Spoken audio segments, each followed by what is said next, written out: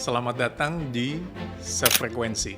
Saya dan kita semua saat ini sedang masih dalam suasana yang berduka dan prihatin dengan adanya aspirasi yang dilakukan oleh sejumlah masyarakat kita terhadap keprihatinan dan concern terhadap negara ini. Ada 3 hal yang mendasar yang sebetulnya menjadi concern dari masyarakat. Salah satunya mengenai akses kesehatan, akses pendidikan yang layak untuk semua masyarakat, dan yang ketiga yang juga adalah komitmen dari kita semua termasuk partai politik untuk bisa mengawal janji-janji yang harus bisa kita penuhi untuk masyarakat banyak. Saya, Profesor Aryawan Gunadi, akan mengawal dan akan membantu dan mendukung mencari sila kelima yang ada di dalam sefrekuensi. Kalau kita lihat, pertama kita tentu turut berbelasungkawa dan duka yang mendalam, keprihatinan kita terhadap, kita bilangnya saudara-saudara kita semua ya, yang kemarin menyuarakan keprihatinan dengan tuntutan 17+8 yang digaungkan kepada semua. Nah, ini adalah salah satu bentuk bagaimana kita menghargai perjuangan mereka. Karena biar bagaimana kan perjuangan ini kan sesuatu hal yang tidak mudah. Ini adalah sesuatu hal yang kita harus hargai karena mereka ingin Merah Putih atau negara Indonesia ini menjadi satu negara yang semakin maju dan bisa memiliki competitiveness yang hebat lah. Akan tetapi di dalam perjalanan unsur-unsurnya cukup banyak kalau kita lihat. Ada anak-anak muda, dan perjuangan ini adalah simbol juga dari generasi muda untuk bisa lebih baik lagi. Ini yang kita harus hargai jerih payahnya mereka. Tentu ada seseorang atau ada beberapa pihak yang memang menjadi korban dengan adanya kejadian yang kemarin. Tetapi itu adalah bentuk di mana kita harus tetap mengawal segala tuntutan, kita harus tetap mengawal segala keperluan yang ada, yang menjadi concern untuk kebaikan bangsa ini. Dan juga jangan lupakan bahwa esensi perjuangan ini kan perjuangan dari semua lapisan, di mana masyarakat ingin sesuatu hal yang lebih baik lagi, ingin adanya transparansi, kita ingin adanya accountability di dalam pengelolaan negara, dan juga kita penting bagaimana kita memperjuangkan keadilan. Sesuai dengan sila kelima kita, sila ketiga kita untuk Indonesia tetap bersatu, rakyat tetap bonding untuk bisa sama-sama mendukung kebaikan yang ada di negara ini. Nah, tentu ini semua perlu dukungan semua elemen, dan ini kita perlu simbol generasi muda untuk terus bersatu, untuk bisa terus mengawal dengan cara yang baik, dengan cara yang legal, untuk kita bisa mengawal 17+8 dan kita mengawal kebaikan untuk bangsa ini. Kalau kita lihat bahwa pelayanan kesehatan itu tentu menjadi perhatian yang penting untuk masyarakat kita di Indonesia, terutama di lapisan rakyat dari segala level.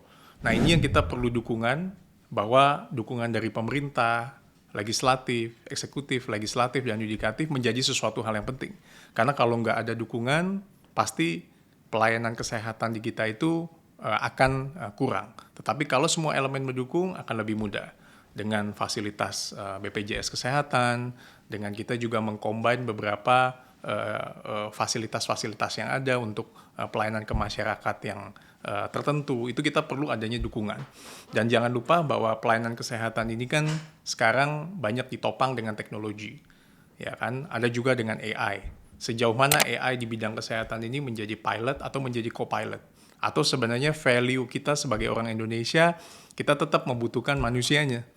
Karena kita ingin judgement secara etika, kita ingin judgement secara kepentingan di bidang kesehatan dan policy di bidang kesehatan, strategic policy di bidang kesehatan, itu ada di manusianya. Nah, tentu harus juga kita nggak boleh tidak melek terhadap teknologi, karena teknologi akan membantu di pelayanan kesehatan dan di dunia kesehatan. Nah, PR kita adalah bagaimana kita fokus kepada ini, karena ini sesuatu yang basic dan mendasar. Kebutuhan akan pendidikan, pelayanan kesehatan, itu butuh untuk dukungan dari semua elemen. Dan tentu dukungan ini bukan hanya sedikit ya, tetapi artinya kita juga butuh komitmen dari segenap elemen masyarakat, terutama komitmen dari seluruh partai politik untuk bisa mendukung supaya kita punya pelayanan kesehatan yang accountability-nya baik. Kita punya pelayanan kesehatan yang benar-benar bisa menjangkau ke masyarakat yang paling lapis bawah. Tidak ada lagi sesuatu hal diskriminatif. Perlu ada accountability, perlu ada transparansi. Baik masyarakat level kecil, menengah, dan besar memiliki services pelayanan kesehatan yang sama. Mereka punya hak untuk bisa menikmati pelayanan kesehatan layaknya sebagai manusia yang menjadi simbol dari peradaban. Nah, ini tantangan buat kita, masyarakat, dan komitmen kita di bidang kesehatan, komitmen semua partai politik untuk bisa mengawal dan mendukung agar ini semua bisa berjalan dengan baik dan lancar. Anak muda punya kesempatan untuk menjadi agen perubahan, tetapi jangan sampai kebablasan. Karena menjadi agen perubahan itu tentu banyak caranya. Dengan apa yang teman-teman Gen Z, teman-teman anak muda lakukan, do it as best as you can. Lakukan yang terbaik yang teman-teman bisa lakukan. Kejar cita-citanya yang menjadi dreams-nya teman-teman. Tetapi jangan lupa untuk kita melakukan satu pengawalan, kita memperhatikan negara ini tentu harus anak-anak muda. Yang pertama adalah kita bisa saja dengan melihat join community yang memang bergerak ke arah sana. Untuk kita dukung ke arah sana supaya komunitas ini bisa mendukung pergerakan yang dilakukan. Tentu pergerakan yang positif, yang secara hukum tidak melanggar, tetapi juga mengawal kepentingan masyarakat dan bangsa juga. Kedua adalah kita menggunakan momen ini untuk kita juga bisa bersuara. Kita tentu kalau diem itu juga kita salah. Tapi kalau kita bisa bersuara, untuk kita juga punya perhatian, memperbaiki sistem, dan memberikan masukan, dan secara konkret juga dengan cara yang benar kita menyampaikan aspirasi kita yang ada. Yang ketiga adalah tentu sebagai anak-anak muda, ya kan, memiliki portfolio sesuai dengan yang teman-teman lakukan. Yang tadi yang di pertama saya sampaikan. Kejar hal-hal yang memang menjadi kelebihannya teman-teman. Karena teman-teman Gen Z ini kan punya kelebihan di bidangnya masing-masing. Mau jadi accountant yang hebat, mau jadi lawyer yang hebat, mau jadi desainer yang oke. Itu silakan teman-teman lakukan. Tetapi ujungnya adalah you have to make the legacy for your country. You have to be back. Anda kembali ke negara Anda dan Anda berbakti.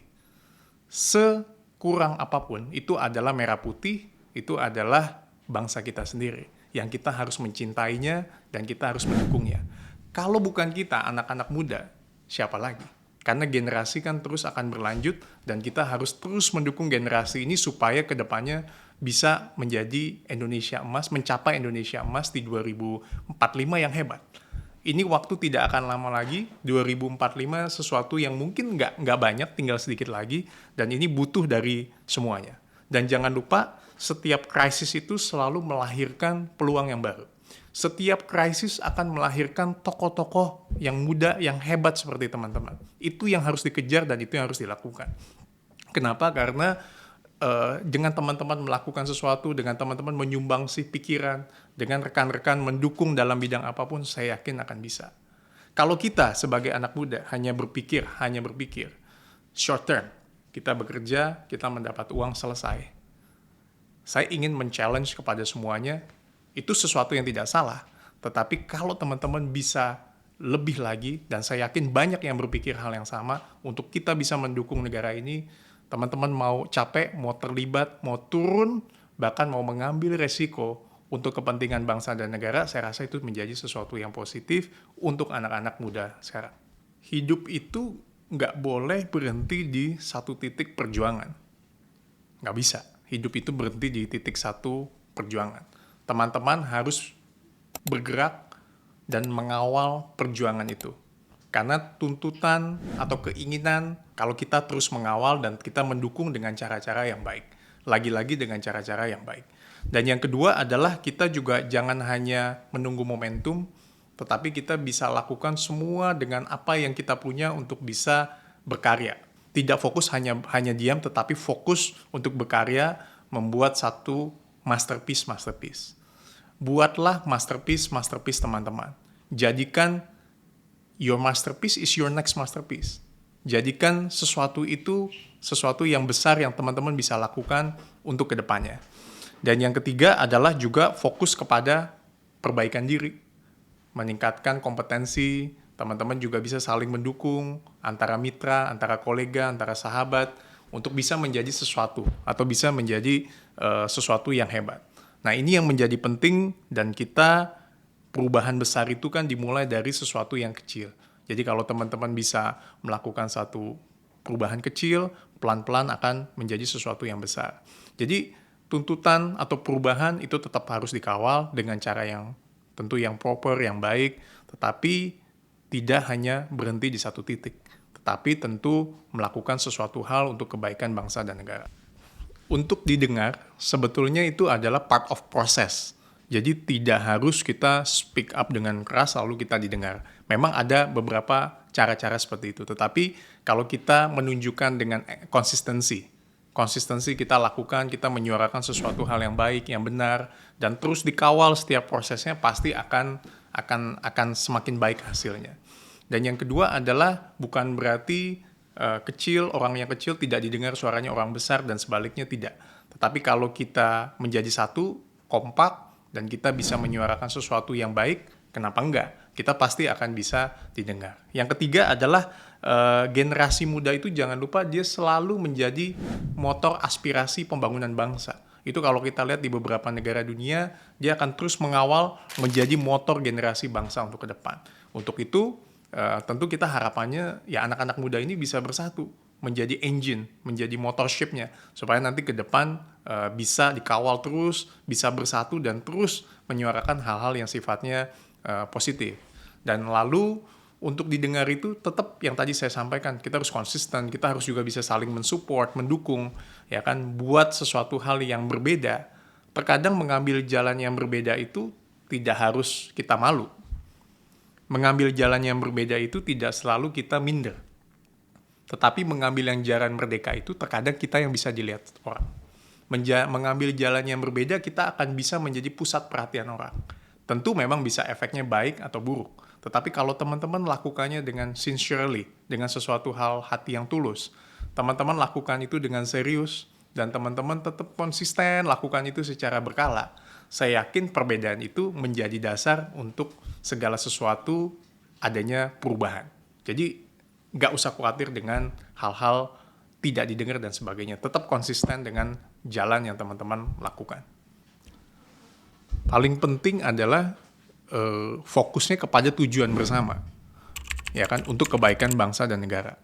Tidak terlibat di dalam sara, itu paling penting. Tidak terlibat kepada kepentingan politik satu golongan tertentu. Tidak terlibat dalam sesuatu hal yang negatif sehingga membahayakan negara kita. Yang paling penting adalah kita harus, anak-anak muda, harus juga concern dan memiliki kesadaran politik yang juga cukup tinggi.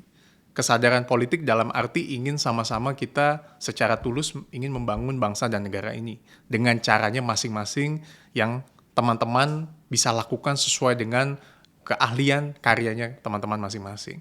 Kita tentu generasi-generasi muda sekarang tidak mudah terprovokasi dalam hal apapun, dalam isu apapun. Tetap konsisten. Dimensi provokatif, itu harus dihindari. Karena itu sesuatu hal yang bisa memecah belah dan bisa mengaburkan esensial yang menjadi perjuangan teman-teman. Yang keempat adalah tetap harus bisa fokus kepada persatuan. Karena dengan persatuan itu kan pasti lebih kuat dibandingkan dengan segala provokasi apapun. Jadi fokusnya adalah ke situ. Dan yang kelima adalah bahwa sejarah membuktikan dengan adanya gerakan rakyat yang ditunggangi, itu pasti nggak akan berhasil. Yang berhasil adalah yang memang lahir, ya kan, dengan sendirinya dan menjadi sesuatu yang baik sehingga negara ini akan semakin lebih baik dan lebih baik. Persatuan itu bukan berarti kita nggak boleh berbeda pandangan atau berbeda pendapat. Itu sesuatu hal yang biasa kalau kita berbeda pendapat.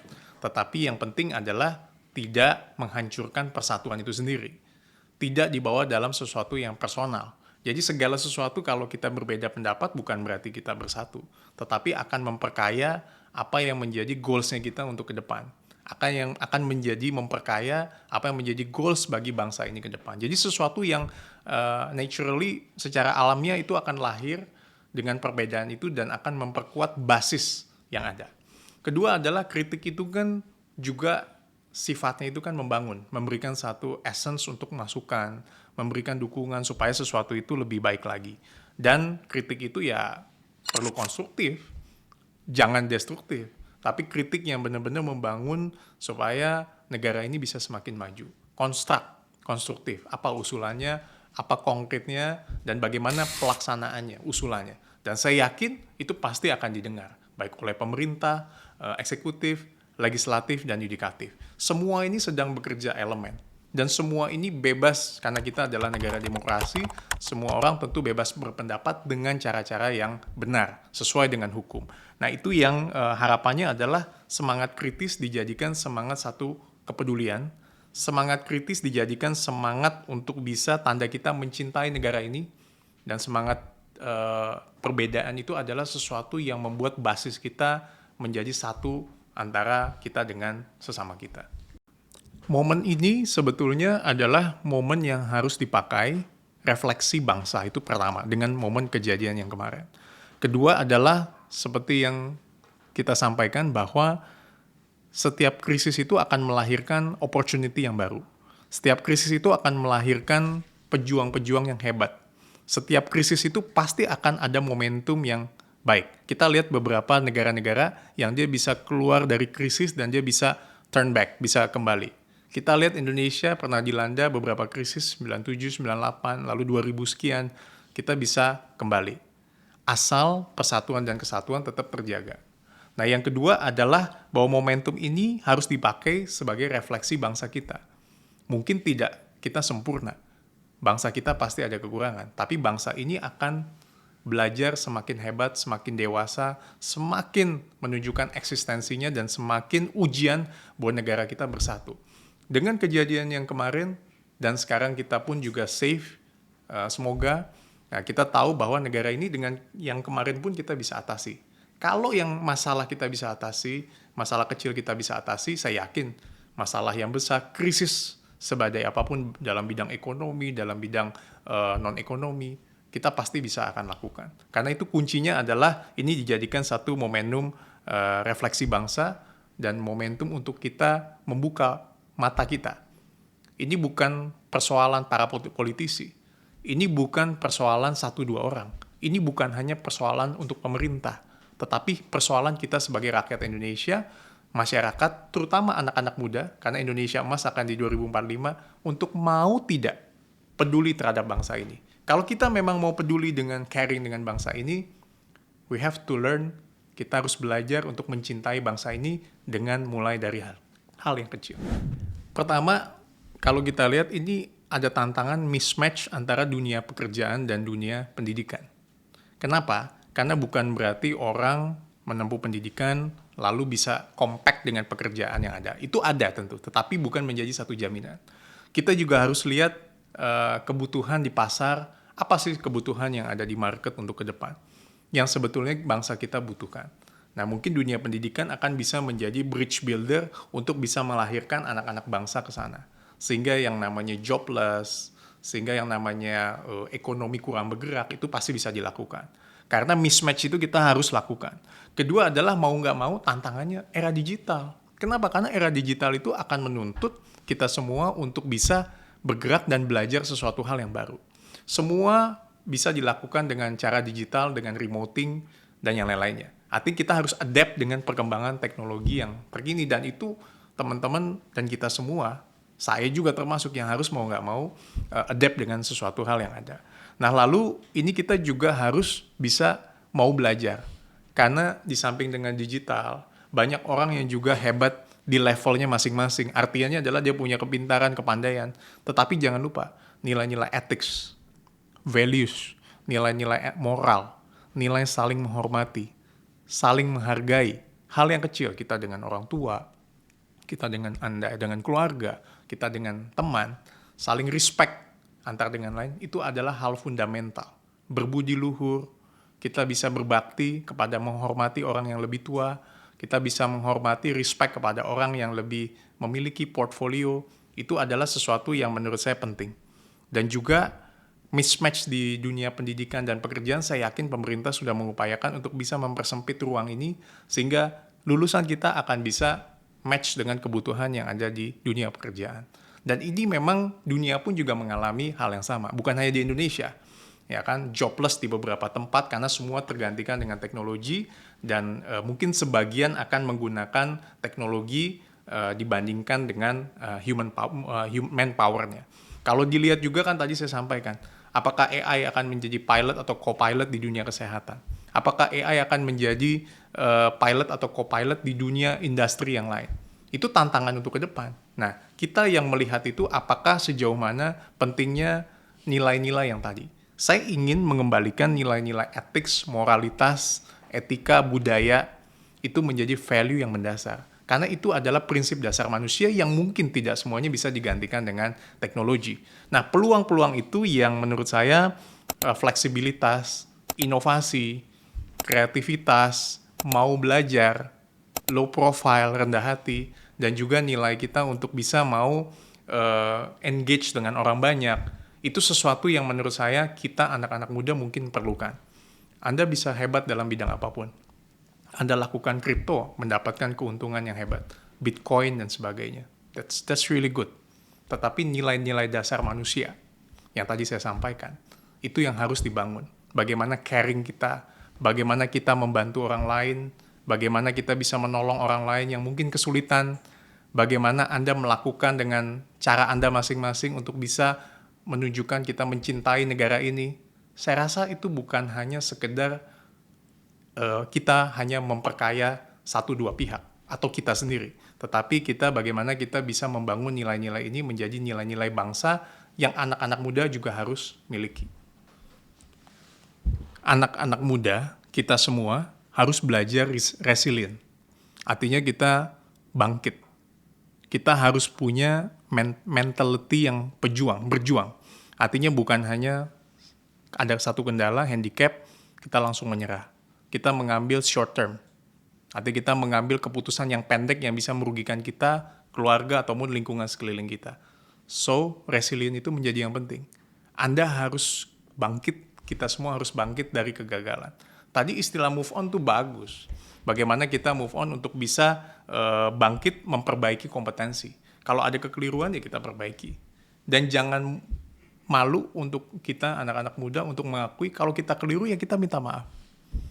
Jangan pernah kita sombong atau tinggi hati mengakui bahwa kita ada kekurangan. Kita melanjutkan dengan energi yang baru sebenarnya, energi yang positif, ya kan? Karena kalau energinya positif, saya yakin teman-teman muda ini yang punya kapasitas begitu besar akan bisa menginspirasi orang banyak.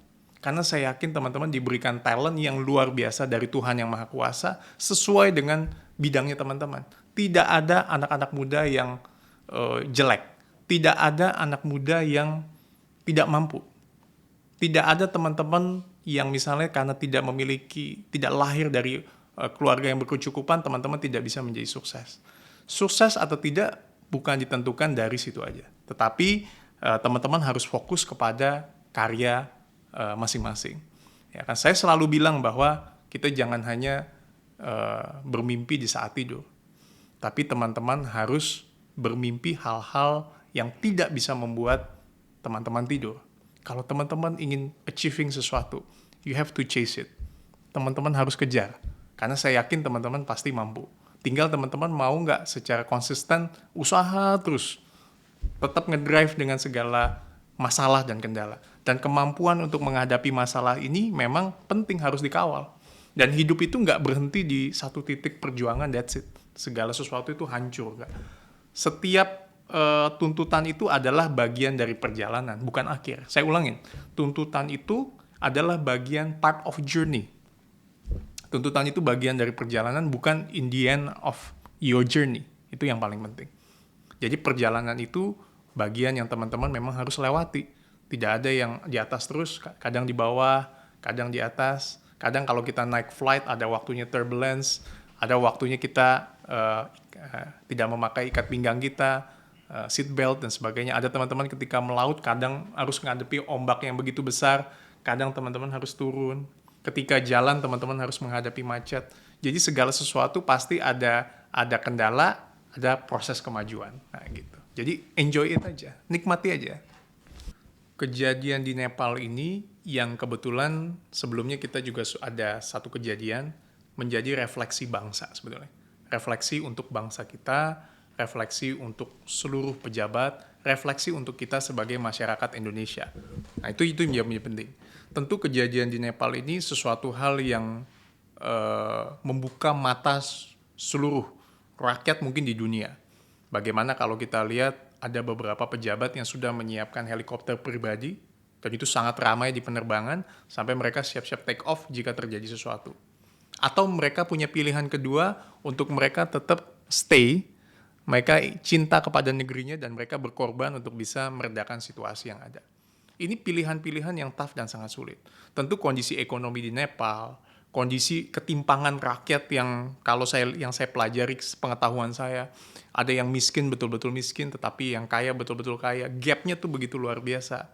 Saya percaya bahwa itu adalah cermin untuk kita bangsa Indonesia dan negara lain pun juga melihat ke sana. Nah, tentu bagaimana formulanya? Tentu kita sebagai generasi muda, kita harus cermat melihat persoalan.